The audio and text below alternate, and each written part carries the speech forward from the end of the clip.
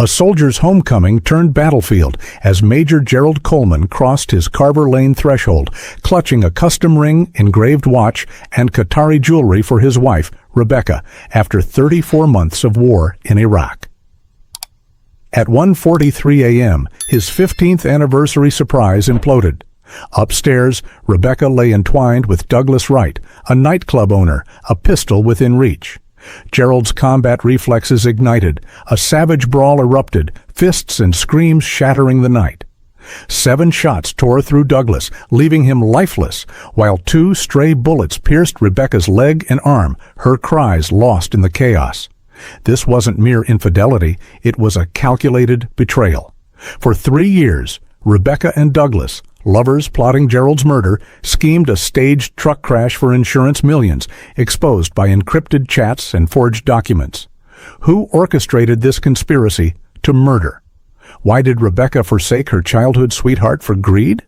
Dive into the Gerald Coleman case, a Detroit homicide steeped in deception and vengeance, where a veteran's trust bled out in his bedroom. One mystery remains. What drove this lethal web of lies? A custom ring, its diamonds catching faint streetlight, nestled in Major Gerald Coleman's duffel bag alongside an engraved watch and Qatari jewelry, gifts for his wife, Rebecca, to mark their 15th anniversary. A Black American Army veteran, Gerald had endured 34 months of missions in Iraq, Afghanistan, Syria, and Libya, returning unannounced to their Carver Lane home in Detroit, Michigan. At 1:43 a.m., his boots hit the porch, but dread replaced anticipation. A dark blue Cadillac Escalade with custom alloy rims hulked outside, unrecognized. The porch light, Rebecca's nightly habit, was dark, the garden choked with weeds, and wine bottles cluttered the railing. The front door creaked open, revealing a living room tainted by cologne and weed, their wedding photo toppled on the entry table. Upstairs, rhythmic thumps and a man's low voice broke the silence. Gerald, 38, his combat instincts flaring, glided up the stairs, each step silent as a ghost. The bedroom door, cracked open, leaked yellow light and raw intimacy. He shoved it wide. Rebecca, entwined with Douglas Wright, his dreadlocks swaying, a tribal tattoo stark against their sheets. A pistol gleamed on the floor. Rebecca's scream pierced the air as Douglas dove for the weapon.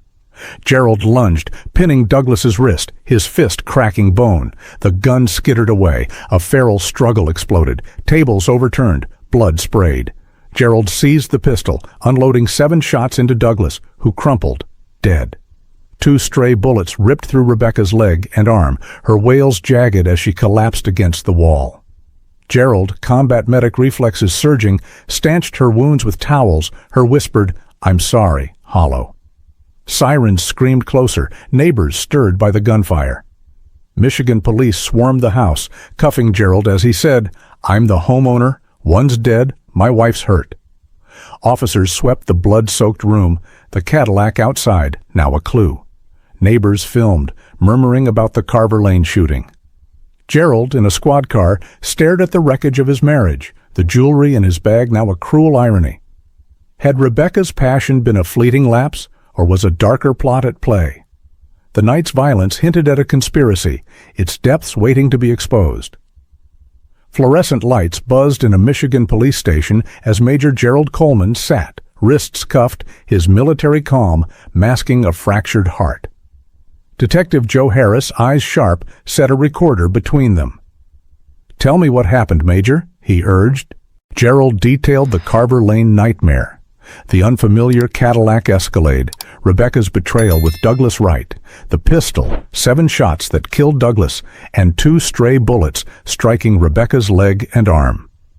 As he spoke, memories of Rebecca's stilted FaceTime calls from Iraq surfaced, her distracted glances, now ominous.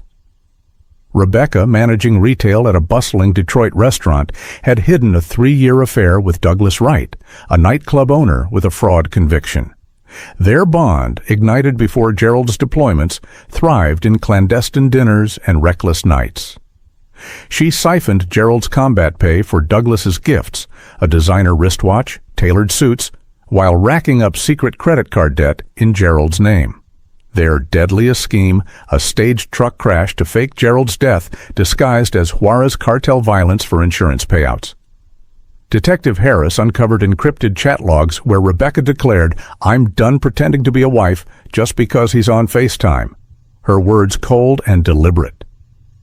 Kathleen, Rebecca's restaurant co-worker, had seen her change, flaunting Douglas's gifts, joking about Gerald's anniversary money funding their trysts. "Someone's going to die because of you," Kathleen cautioned, unheeded. Harris's raid on Rebecca's office revealed a hidden safe stuffed with forged insurance documents outlining the crash plot. Social media posts, dripping with coded hints of new beginnings, tied Rebecca to Douglas's nightclub. Douglas's cousin, cornered, confessed to faking papers, while posts linked them to a hired thug for the hit. As Harris laid out the evidence, Gerald's stoic mask faltered, and betrayal sharper than any enemy fire. The conspiracy's scale was staggering. How had love turned lethal? Harris's next moves promised to unearth the plot's mastermind, fueling a relentless pursuit of justice. A burner phone's cracked screen flickered under Detective Joe Harris's gloved hands, its call log linking Rebecca Coleman and Douglas Wright to a hired thug tasked with staging a deadly truck crash.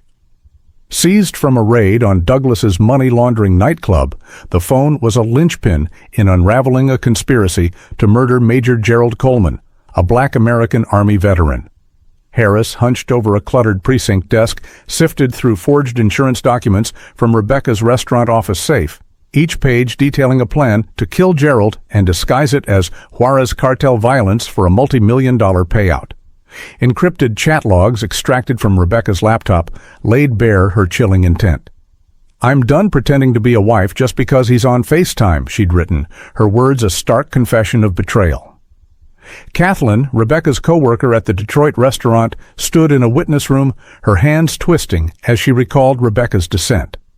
Once a diligent retail manager, Rebecca began flaunting Douglas's gifts, designer wristwatch, tailored suits, bought with Gerald's combat pay. "Someone's going to die because of you," Kathleen had warned, her voice ignored as Rebecca laughed off Gerald's deployment funds fueling her affair. Social media posts, uncovered by Harris, showed Douglas posing with the gifts, captioned, "Freedom's Clothes." A deeper dive revealed posts tying the couple to a local thug paid to ram Gerald's car. Douglas's cousin, cornered in an interrogation room, broke down, admitting he forged insurance papers under Douglas's orders. "He says Iraq's ideal, because when things go wrong there, no one asks questions," Douglas had texted, the message now evidence. In a VA counseling room, Gerald sat, his fists clenched, haunted by the Carver Lane shooting. 7 shots had torn through Douglas, 2 stray bullets ripping into Rebecca's leg and arm, a chaotic end to a 3-year affair he'd never suspected. His missions in Iraq, Afghanistan, Syria, and Libya had honed his survival instincts, but nothing prepared him for this betrayal. Harris's evidence, chat logs tracking Gerald's military schedule, nightclub ledgers exposing Douglas's fraud, painted a conspiracy that shook Detroit's East Side. The thug's confession, paired with the cousin's testimony, tightened the case, but Harris sensed a broader network. Who else stood to gain from Gerald's death? The investigation's pulse quickened, each clue a step closer to exposing the full scope of a premeditated murder plot, leaving viewers hungry for the next revelation in this Black American crime story. Courtroom air crackled with tension as Lorraine Clark, Major Gerald Coleman's attorney, faced a packed Detroit Superior Court, her opening statement a defiant beacon. "My client, a decorated war veteran, fought for his life against an armed conspirator in his own home," she declared, her words anchoring the defense in the Carver Lane shooting. Clark detailed the night Gerald, returning unannounced for his 15th anniversary, found Douglas Wright with Rebecca, a pistol within reach. 7 shots killed Douglas, 2 stray bullets wounding Rebecca's leg and arm, a desperate act Clark framed as self-defense. Douglas's fraud record and the gun under the bed bolstered her case, painting him as a threat tied to a lethal plot. At a VA counseling session, Gerald wrestled with the ruins of his marriage, the custom ring, engraved watch, and Qatari jewelry he'd carried now bitter relics. Rebecca's 3-year affair with Douglas, exposed by Detective Joe Harris, was no mere infidelity. She'd orchestrated a conspiracy to murder Gerald for insurance millions. Encrypted chat logs shared with Gerald revealed her ruthless plan, a staged truck crash to mimic Juarez cartel violence. "I'm done pretending to be a wife just because he's on FaceTime," she'd written, her betrayal cutting deeper than any battlefield wound. Harris's testimony, prepared for trial, highlighted forged documents from Rebecca's safe, linking her to a hired thug and Douglas's cousin who forged insurance papers. Social media posts, flaunted by Douglas, boasted gifts funded by Gerald's combat pay, their audacity fueling Clark's defense. The East Side community rallied. Veterans filled courtroom benches, their uniforms a silent salute to Gerald's honor, while church members held vigils outside. Neighbors on Carver Lane, still shaken by the blood-soaked bedroom, shared memories of Gerald's quiet kindness, countering the prosecution's portrait of a vengeful soldier. The prosecution pushed for manslaughter, citing the 7 shots as excessive, but Clark's evidence, Douglas's criminal ties, the conspiracy's threat, held firm. A plea deal surfaced: involuntary manslaughter, 5 years probation, and counseling. Gerald, in a stark meeting room, challenged Clark. "I defended my life. Why plead to anything?" His resolve electrified the courtroom, Detroit watching as the trial loomed. Rebecca's role as the plot's mastermind waited in the wings, her trial a looming specter, driving viewers to crave the courtroom's next clash in this gripping tale of betrayal and justice. Jurors' eyes locked on the Detroit Superior Court's projector screen, where encrypted chat logs blazed with Rebecca Coleman's chilling words. "I'm done pretending to be a wife just because he's on FaceTime." The prosecution's case against Major Gerald Coleman, charged in the Carver Lane shooting, gained momentum, painting him as a soldier unhinged by betrayal. Lorraine Clark, his attorney, stood unwavering, her voice slicing through the tension. "My client faced a lethal threat in his own home," she declared, recounting the night Gerald fired 7 shots into Douglas Wright, a nightclub owner with a fraud record, and 2 stray bullets struck Rebecca's leg and arm. Clark leaned on Douglas's pistol, found under the bed, and his criminal ties, framing Gerald's actions as self-defense against a man plotting his murder. Detective Joe Harris took the stand, his testimony methodical, yet searing. He unveiled forged insurance documents from Rebecca's hidden safe, detailing a staged truck crash meant to kill Gerald, disguised as Juarez cartel violence for insurance millions. "They had layers of backup," Harris said, all designed to make it look like cartel violence. Social media posts, projected for the jury, showed Douglas flaunting a wristwatch and suits, gifts from Gerald's combat pay, captioned with hints of a new life. Kathleen, Rebecca's restaurant co-worker, testified to her callous shift, lavish lunches with Douglas, laughing as she spent Gerald's money. "Someone's going to die because of you," Kathleen had warned, her words now haunting the courtroom. Douglas's cousin, voice shaky, admitted forging papers, tying the couple to a hired thug for the crash. Gerald's testimony anchored the defense, his military calm cracking as he described the bedroom chaos. Douglas's lunge, the brawl, the shots. "I fought to live," he said, voice low, jurors leaning forward. Veterans in the gallery nodded, their presence a silent testament to Gerald's honor. The prosecution pushed back, arguing 7 shots signaled rage, not survival, but Clark countered with the conspiracy's weight. Rebecca and Douglas's 3-year affair, their plot to end Gerald's life. Community whispers filled the courthouse halls, church members praying, East Side neighbors recounting Gerald's kindness. The trial's intensity gripped Detroit. The plea deal, involuntary manslaughter, 5 years probation, counseling, hanging in the balance. As the defense rested, Gerald's gaze lingered on the jury, his future tethered to their verdict, the shadow of Rebecca's role as conspirator looming large, urging viewers to anticipate the courtroom's next act. A gavel's echo silenced the Detroit Superior Court as the jury filed in, their faces unreadable after hours of deliberation. Major Gerald Coleman stood, his Army major's posture rigid as the foreman's voice cut through. "We find the defendant not guilty, pending plea."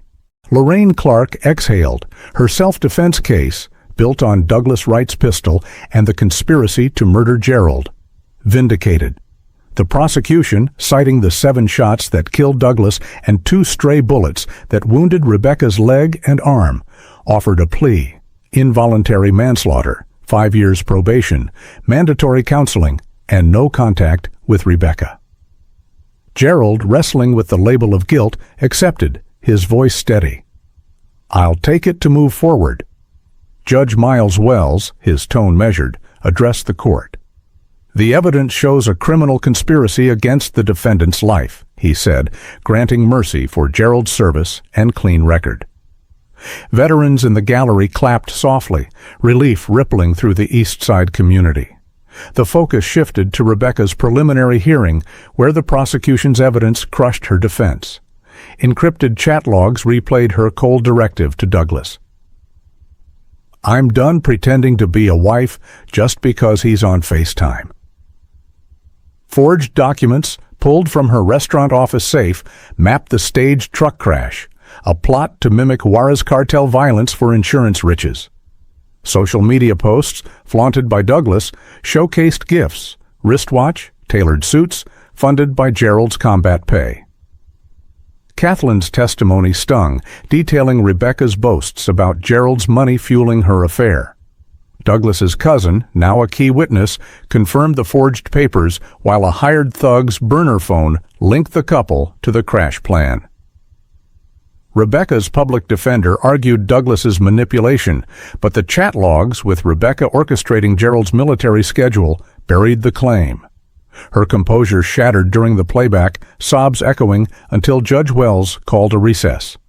The courtroom cleared, but Detroit buzzed with the Carver Lane case's fallout. Gerald, free but scarred, began VA counseling, grappling with the betrayal of his 15-year marriage. Neighbors on Carver Lane, once his refuge, now whispered of the blood-soaked bedroom, the Cadillac Escalade towed as evidence. Rebecca, held without bail, faced a trial that promised to expose her as the mastermind. Judge Wells's ruling cited the conspiracy's disturbing scope, ensuring her detention. The East Side rallied. Church vigils honored Gerald, while the restaurant where Rebecca worked scrubbed her name from its roster. As Gerald walked from the courthouse, reporters shouted, but he moved past, his mother's arm around him. The plea closed one chapter, but Rebecca's reckoning awaited. Her role in the Detroit homicide, a puzzle yet to be fully solved, driving viewers to crave the trial's next revelations. A courtroom projector hummed, casting Rebecca Coleman's encrypted chat logs across a stark white wall in the Detroit Superior Court. Her words, cold and deliberate. "I'm done pretending to be a wife just because he's on FaceTime," seared into the jury's minds, dismantling her defense's claim of manipulation. The prosecution's case, a relentless tide, exposed Rebecca as the architect of a conspiracy to murder her husband, Major Gerald Coleman. Forged insurance documents, extracted from a hidden safe in her restaurant office, mapped a staged truck crash designed to kill Gerald, masked as Juarez cartel violence for a multi-million-dollar insurance payout. Social media posts, flaunted by her lover Douglas Wright, showcased a designer wristwatch and tailored suits, all funded by Gerald's combat pay, their captions dripping with coded promises of a new chapter. Kathleen, Rebecca's co-worker at the Detroit restaurant, took the stand, her voice steady but heavy. She recounted Rebecca's transformation, lavish lunches with Douglas, her laughter as she bragged about siphoning Gerald's deployment funds. "Someone's going to die because of you," Kathleen had warned, a prophecy now fulfilled by the Carver Lane shooting, where Gerald fired 7 shots into Douglas, 2 stray bullets tearing through Rebecca's leg and arm. Douglas's cousin, a reluctant witness, detailed his role in forging insurance papers, while a hired thug's burner phone, seized by Detective Joe Harris, confirmed the couple's deal to stage the crash. Harris's testimony wove the evidence together, his voice cutting through the courtroom's hush. They had layers of backup, all designed to make it look like cartel violence. Rebecca's public defender faltered, unable to counter the chat log's damning clarity. During their playback, Rebecca's composure shattered, her sobs reverberating, until Judge Miles Wells ordered a recess. Jurors exchanged glances, some visibly moved by the betrayal of a veteran who'd served in Iraq, Afghanistan, Syria, and Libya. After 4 hours of deliberation, the verdict landed like a hammer. Guilty on all counts, conspiracy to commit murder, fraud, and related charges.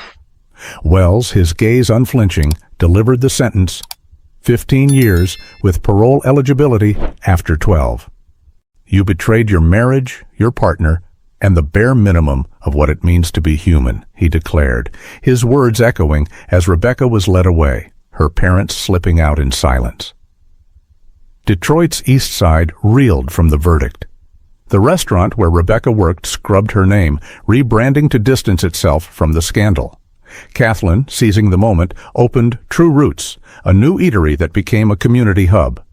Douglas's money-laundering nightclub, its neon sign now dark, was sold off, its proceeds settling debts and supporting his children from a prior relationship.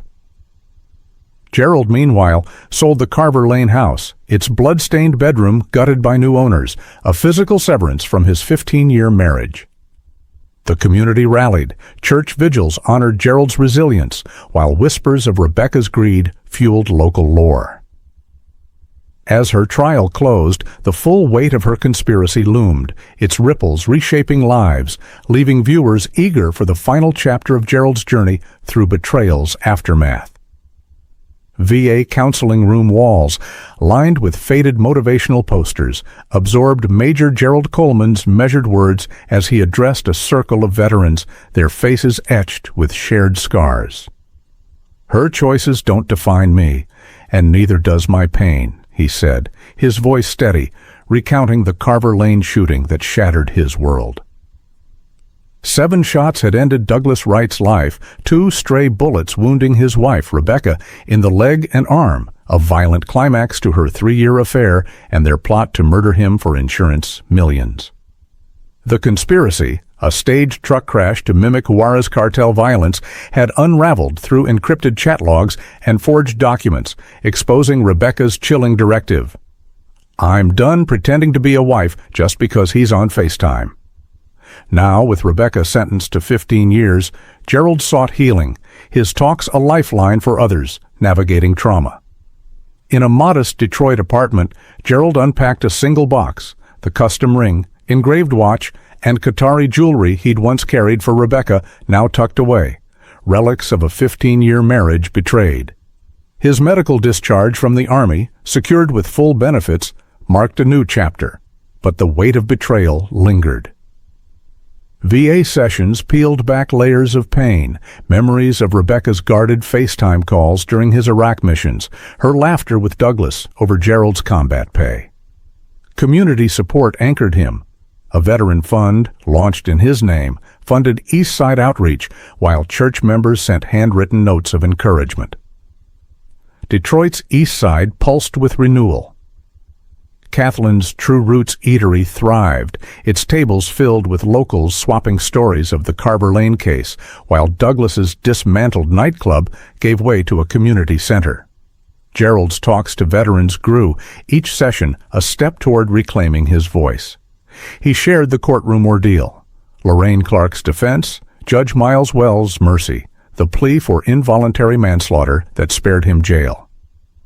I fought for my life, he'd told the jury, a truth echoed in his talks.